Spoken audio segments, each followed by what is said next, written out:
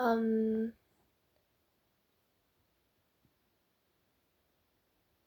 Fuck, it's dark now. I wanted to as well, um, there's a couple of topics I wanted to make videos on,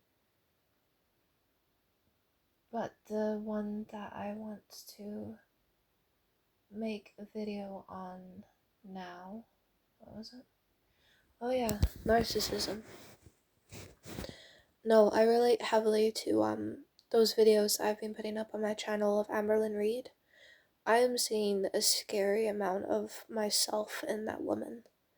Um, she's kind of the personification of any time that you, I don't know what's the word, you don't want to believe something about yourself, so you don't.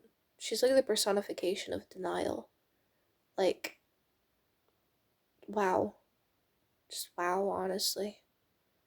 Just completely delusional, obviously, and I don't know if you would define her as narcissistic, because I don't know if narcissism itself is like a spectrum. Is it a spectrum? It would make sense if it's a spectrum. Would it be more accurate to say she has narcissistic tendencies, or is a narcissist? I don't even know. You know. I'm sorry. No, and for years I had this inkling that I was myself had narcissistic tendencies. For example, there is a YouTuber and a TikToker that I follow called the, I think, Nameless Narcissist or the Faceless Narcissist. And he was talking about this deep insecurity that had caused his narcissism. I don't know if he was diagnosed or not, but he told a story that I really relate to, where he said how he felt so ashamed of a particular job that he had, where I think he was a delivery driver for food. And a friend asked him what he did for work, and he told them. And he spent that entire night throwing up into the toilet just out of sheer shame for the job that he worked at.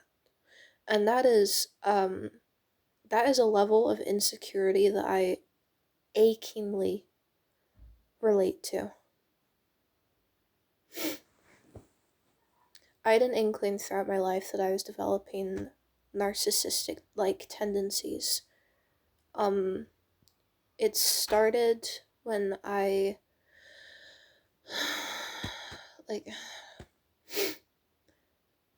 the when I started to feel like I was developing narcissistic like tendencies, I was about 13.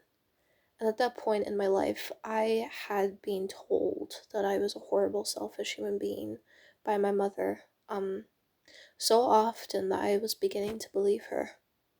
And I, at that point, had a way of dealing with the abuse that I was going through by going into a victim mentality. I mean, I was a victim, you know, but essentially I was incredibly meek and quiet, and I would follow along with my mother and the way that she was reacting to my father screaming at us,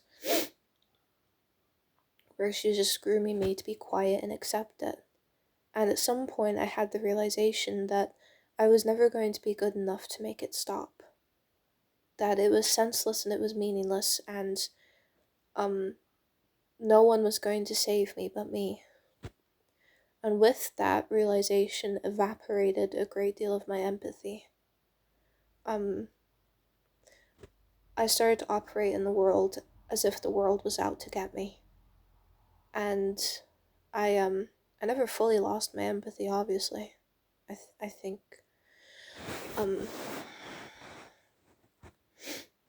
but I was very hard on myself, as I always was, but it took a new flavor. Whereas before I was hard on myself because I felt I was deserving of the abuse because there was something bad in me.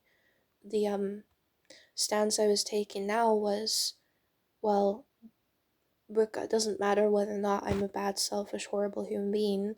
I'm never going to be good enough to make this stop. And what's the word?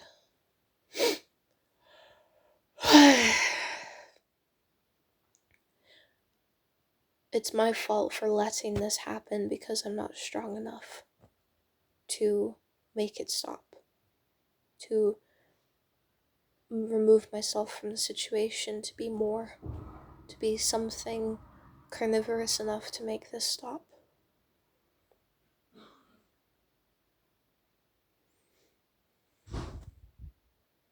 And that's the way I felt. And that was when I felt my empathy evaporate for that period of time in my life. And because of the extreme emotional neglect I'd gone through, I had no ability to make connections with other people. I knew what it was to want someone, and I still wanted people, definitely. I,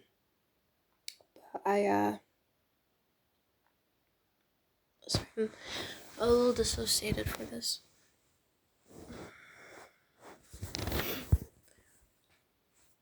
So yeah, that was where I was back then. And I've changed from there. But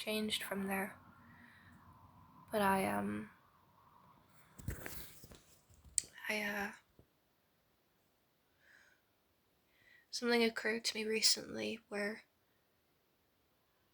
because I was so neglected and I was only really paid attention to when I was performing for an audience, I confused praise for love.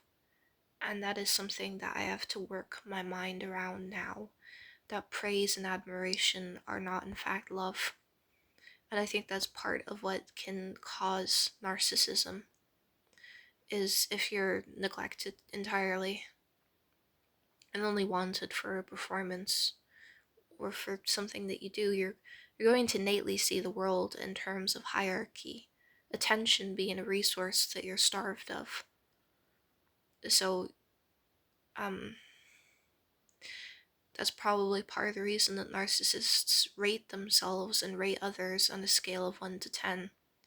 If attention and love and praise are all finite resources that you cannot ever get enough of, then you can formulate an identity around anything other than getting those resources. You know, you're not going to be sitting in a group of people being yourself, with no fear of what that might bring. You're not going to be trying to say the funniest thing or trying to bring the conversation back to yourself. You're going to be able, if you don't have this kind of an upbringing, then you're going to be able to just exist in the world, you know? And because of that, people will ironically like you.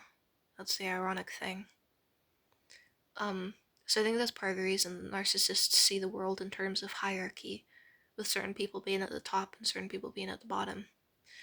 Which is it's true, honestly. It is an accurate way of seeing the world and an accurate way of seeing people. Resources are something that is only distributed to those that are deemed worthy. But that is a very survivalist way of looking at the world. And, you know, it's a way of thinking that it's a way of thinking about myself that I don't want to carry into the future, because I don't want to objectify myself in that manner or objectify others in that manner, through which they are nothing more than the sum of their most valuable parts. I don't want to take such a psychopathic view of the world. And I don't want to take that view of the world because I'm probably going to be stepping into a chapter in my life where I'm actually going to be able to get the resources that I want. Things like money, things like clothes, things like food, things like people. You know, I'm not going to have to be fighting in a scarcity mindset, in a genuine scarcity life.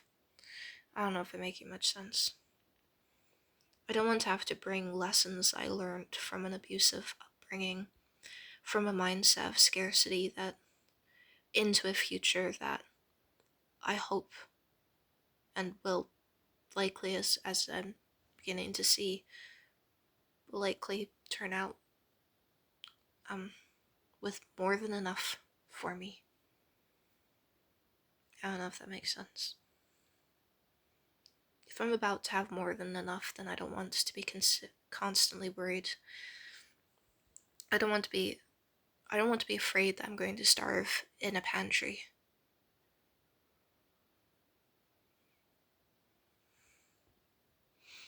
So yeah, don't neglect your fucking children. Yeah.